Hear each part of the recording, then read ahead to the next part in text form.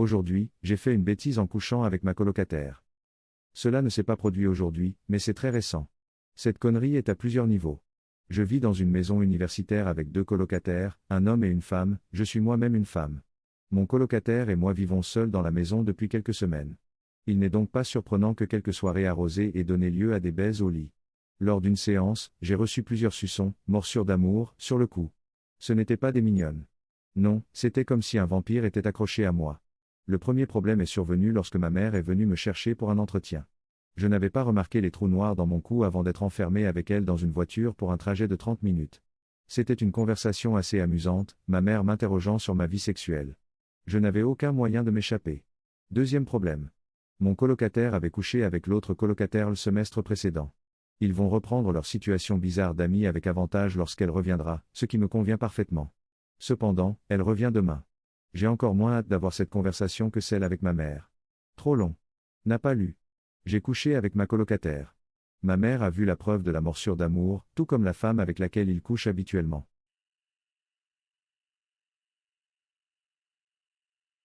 Aujourd'hui, j'ai oublié que j'étais connecté aux écouteurs de mon petit ami. Parfois, lorsque mon copain joue à la PlayStation, j'emprunte ses écouteurs pour regarder autre chose, car les miens sont inconfortables quand on porte des lunettes. Nous passons donc une bonne journée ensemble, nous regardons la télévision, un ami s'arrête au hasard et j'oublie que je suis toujours connecté. L'heure du coucher arrive et je décide de sortir mon VFF et quelques images, volume réduit, parce que vous savez, SO est dans la pièce d'à côté, parce que je n'arrive pas à dormir. 10 minutes plus tard, j'ai à peine fini que mon petit ami débarque dans la pièce. J'essaie de faire semblant d'être décontracté lui, bébé, qu'est-ce que tu regardes? Ne voyant pas l'intérêt de mentir, je lui réponds, du porno au hasard? Lui, ouais, je sais que c'est dans mes écouteurs, tu peux éteindre ton Bluetooth s'il te plaît? Trop long. Je n'ai pas lu. J'avais oublié que j'étais toujours connecté aux écouteurs Bluetooth de mon copain et il m'a surprise en train de me faire la main. N'oubliez pas où votre Bluetooth est connecté.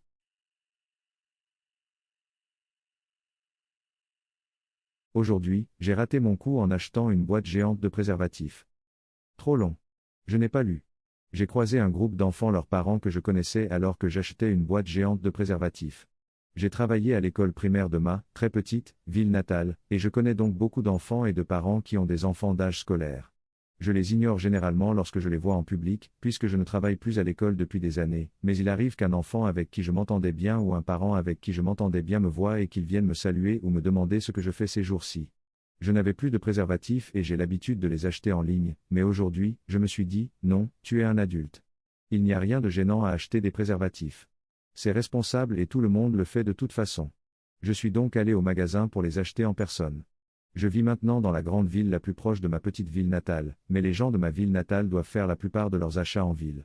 Depuis que j'ai déménagé, je ne croise qu'occasionnellement des parents ou des enfants que je connais, alors je me suis dit que les chances de croiser quelqu'un cet après-midi étaient minces, voire nulles. J'avais tort. Apparemment, toute ma ville natale a décidé de faire ses courses en même temps et dans le même magasin que moi. J'ai donc dû engager une conversation polie avec des parents et des enfants qui me connaissaient tout en tenant une boîte de préservatifs de taille comique, un peu arrogante, je sais. J'ai essayé de la tenir à côté de moi de la manière la plus nonchalante possible, car je me suis dit qu'en essayant de la cacher, je ne ferais qu'attirer davantage l'attention sur elle. C'est honnêtement la chose la plus embarrassante qui me soit jamais arrivée, et j'ai été réveillé dans un buisson par mon conseiller le lendemain d'une fête à l'université.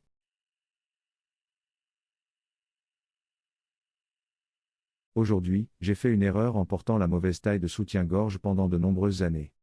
Les femmes de ma famille ont toujours été bien dotées au niveau des pectoraux et, en grandissant, il était difficile de savoir quelle était ma taille de soutien-gorge, étant donné que mon père n'achetait pas cher mes soutiens-gorge et qu'il me pressait toujours. Ma mère est décédée quand j'avais 15 ans, il était donc le seul à vouloir me prendre. Au fil du temps, je ne me suis donc jamais vraiment soucié de la taille et je me suis contenté de prendre une taille supérieure lorsque cela s'avérait nécessaire. Ce n'est qu'au cours des dernières années que j'ai commencé à avoir des expériences vraiment inconfortables avec mes soutiens-gorge et que j'ai décidé de prendre une taille supérieure en fonction du nombre de bonnets plutôt que de la taille.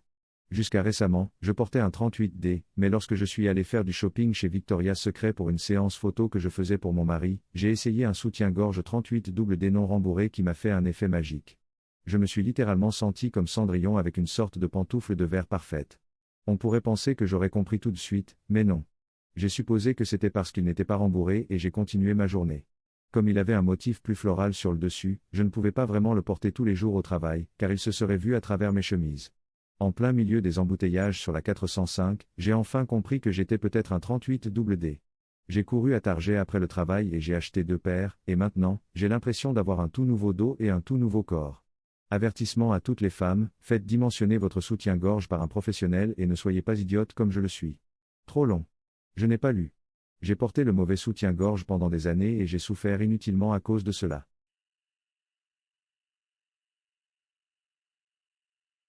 Aujourd'hui, j'ai fait une erreur en flirtant avec ma femme. Ma femme et moi travaillons tous les deux à la maison pendant le Covid. Je travaille à mon bureau temporaire dans notre chambre tandis qu'elle lit un livre sur le lit. Elle est chercheuse et c'est ce qu'elle fait souvent. Elle lit des livres plutôt techniques sur des sujets complexes qu'elle trouve très agréables et satisfaisants, mais qui m'ennuieraient au point de me plonger dans le coma.